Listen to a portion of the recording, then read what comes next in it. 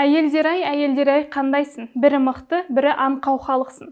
Соңғы айдың өзінде 3 бірдей әйел алаяқ құрбаны болды. Бірі 90 миллион, екіншісі 20 миллион, үшіншісі 5 миллион аударып алданып отыр. Алматыда әйелдер құқығын қорғауға арналған митинг өтті. Астана, Алматы, Ақтөбе қалаларында әйелдің зейнет жасын 58-ге төмендетуді талап еткен жиындар өтті. Баршаға сәлем. Бүгін ақыл тоқтаған жаста бар ақшасы мен мүлкін бөтен адамға оңай сеніп бере салуға әйелдерді не итермелейтінін, әрі Қазақстанда әйелдерге қатысты зорлық-зомбылықты тоқтату амалдарын қарастырып көреміз. Бастамас бұрын арнаға жазылып, комментарий жаза отыруларыңызды сұраймын. Кеттік.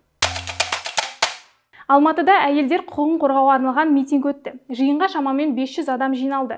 Былтыр митинг тұрмыстағы зорлық-зомбылықтан қаза тапқандарды еске алу үнсіздік минутымен басталған. Биылғы митингтің тақырыбы дене автономиясы үшін сексуалдандырылған зорлық-зомбылыққа қарсы. 2022 жылда Қазақстанда зорлаудың 373, ал биыл 2 айдың ішінде 72 фактісі тіркелген. Жиылғандар алаңға әйел құқығы мәселесін көтеретін түрлі плакат әкелді. Әдеттегідей терең мағынаға ие, өзекті мәселелерді ашық көрсеткен плакаттар болды. Бұл шерудің дәстүрлі түрде жыл сайын өтетіні шынымен де қуантады. Жасөспірім қыздар өз құқықтары мен жеке шекарасын тани білуі аса маңызды. Бірнеше қалада әйелдердің зейнет жасын төмендетуді талап етіп митинг акциялар өтуде. Астана, Алматы, Ақтөбе қалаларында әйелдің зейнет жасын төмендетуді талап еткен митинг өтті. Жиынға келгендер Қазақстанда әйелдің зейнет жасын 58-ге түсіруді талап етті. Қолдарында тек әйелдің зейнет жасын көтеру, конституцияны бұзу, әйелді зейнетке 63 жаста шығару, геноцид деген плакаттармен шықты. Естеріңізге сала кетейін, парламент әйелдің жасын 61 жас деңгейінде қалдыру туралы заң жобасын әзірлеп, желтоқсанда заңға Тоқаев қол қойған еді. 2028 жылға дейін сол деңгейде қалатын болып шешілді. Ал енді алаяқтардың құрбаны болған жандарға тоқталайық. Бірінші жәбірленуші әлеуметтік желі арқылы ер адаммен танысқан. Хат алмасу барысында оған ғашық екенін айтып, басын айналдырып алған. Өзінің зауыт бастығы деп таныстырған ер адам қазір зауыт банкрот жағдайында екеніне сендіріп, ақшаға мұқтаж екендігін айтқан. Аңқау әйел белгілі бір уақыт ішінде жалпы сомасы 91,6 миллион теңге жіберген. Күдікті ұсталып 5 жылға бас бостандығынан айырылды. Бірақ апелляцияға шағымданған, себебі алаяқтың кәмелетке толмаған 5 баласымен жұмыссыз үйде отырған әйелі бар екен. Алайда сот үкімі өзгеріссіз қалды. Екінші жағдайға тоқталсақ, 71 жастағы Щучинск тұрғыны Инстаграмда танысып, хат жазғаннан кейін 5 миллион теңгесін бөтен адамның шотына салып жіберген. Ол өзін Сириядан келген нейрохирург деп таныстырған алаяқпен хат алмасқаннан кейін оған ақша жіберген. Олар 2022 жылдың шілдесінде Инстаграмда танысқан. Скайп арқылы сөйлесіп, артынан ер адам Қазақстанға келгісі келетінін хабарлап, әйелден жазбаса келісім қажет деп сендірген. 2 күннен кейін поштасына Біріккен ұлттар ұйымының өтініші келді. Онда Альберттің Қазақстанға ұшу үшін $2000 қажет екені хабарланған.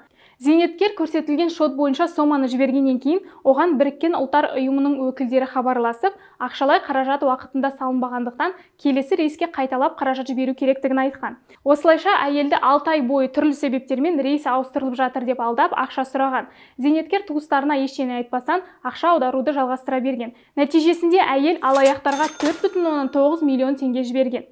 Зейнеткерде бұндай ақша қайдан болар дейсіз? Ол кісі туыстарынан қарызға алып, өз атына 2 несие алған. Қазір тергеу шаралары жүріп жатыр. Енді бір миға қонымсыз дүние Елорда тұрғынымен болды. Алаяқтардың құрбаны Астананың 62 жастағы тұрғыны. Ол өзінің барлық мүлкін сатып, 3 несие алған. Зәуре Тұрлыбековаға өткен күзде белгісіз ер адам хабарласып, өзін полиция қызметкері ретінде таныстырып, оның пәтеріне алаяқтар қызығушылық танытқанын айтқан. Жалған полицей арнайы операция жүріп жатыр және ол көмек көрсету керек деп сендірілді. Ол Зәуреге WhatsAppта жұмыс істейтін жетекші маман тағайындайтынын айтқан. Әйел оған сеніп, тағайындалған маманың айтқанын мүлтіксіз орындаған. Соның айтуымен әйел 3 банктен несие алған. 2 миллион теңгелік несиеге қоса пәтерін сатуды ұсынған. Астананың ортасындағы 2 бөлмелік пәтерді әйел бар жоғы 17 миллион 650 мың теңгеге сатқан. Артынан барлық ақшасын белгісіз адамдардың шотына аударған. Бүгінде полиция қылмыстық іс қозғады, ал әйел болса балаларымен пәтерден шығарылды. Құрметті көрермен, таза еңбекпен тапқан ақшадан айырылу аса үлкен өкініш. Алданып қалмас үшін, алаяқтардың қармағына түсіп қалмас үшін бірнеше ережені есте сақтаңыз. Біріншіден, егер ұсыныс тым тартымды болса, оған сенбеу керек. Екіншіден, сізге тиесілі ақша сомасы туралы электрондық пошта хабарларына, телефон қоңырауларына және бейтаныс адамдардан келетін хаттарға өте сақ болыңыз. Үшіншіден, ұтыс немесе сізге тиесілі ақша сомасын алу үшін ешқашан банктегі шотыңыз туралы деректерді жібермеңіз. Төртінші, лотереяға немесе ұтыс ойынына қатыссаңыз, ақпаратты толық тексеріп шығыңыз. Және лотереяда ұтқан жағдайда сізден ол үшін қосымша ақы төлеу ешқашан сұралмайтынын есте сақтаңыз. Бесіншіден, ешқашан төлемді пошта арқылы төлемеңіз. Несие картасы арқылы төлем әдісін қолданыңыз. 6. Танымал банктердің немесе басқа ұйымдардың сенімді көрінетін логотиптерін пайдаланатын жалған веб-сайттардан сақ болыңыз. Күмән туындаған жағдайда банкке немесе ұйымға тікелей хабарласып, анықтама сұраңыз. 7. Электрондық пошта арқылы жіберілген хабарламалардағы сілтемелерді пайдаланбаңыз. 8. Ешқашан жеке кездеспеген адамға ақша жібермеңіз. 9. Әлеуметтік желіде танысқан адамыңыз болса, ол туралы жақындарыңызға, не болмаса достарыңызға айтып, пікірін тыңдаңыз. Алаяқтықтың түрлеріне келсек. 1. Романтикалық танысуға байланысты алаяқтық.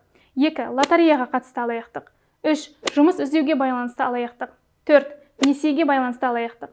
5. Инвестицияларға қатысты алаяқтық. Және 6. Ақылы жазылымдармен байланысты алаяқтық. Айтылған ережелерді есте сақтап, алаяқтардың құрбаны атанудан сақ болыңыз. Әйел құқығының теңдігіне қатысты ойыңызды видео астына қалдыра отырыңыз. Бірге талқылап көрейік. Сіздермен болған әдетінше мен Шолпан Сағадат. Келесі кездескенше.